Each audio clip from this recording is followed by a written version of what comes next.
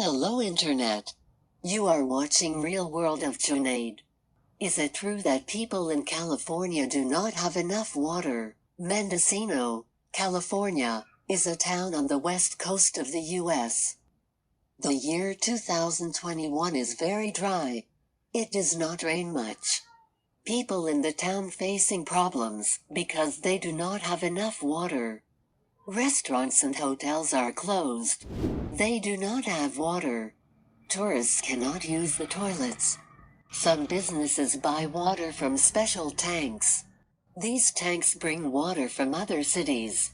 This water is expensive. Other cities do not have much water either. The situation is critical. Officials are thinking about how to solve it. People hope that it will rain. Sadly, the forecast is bad. Some people say that the only thing that can help is a desalination plant.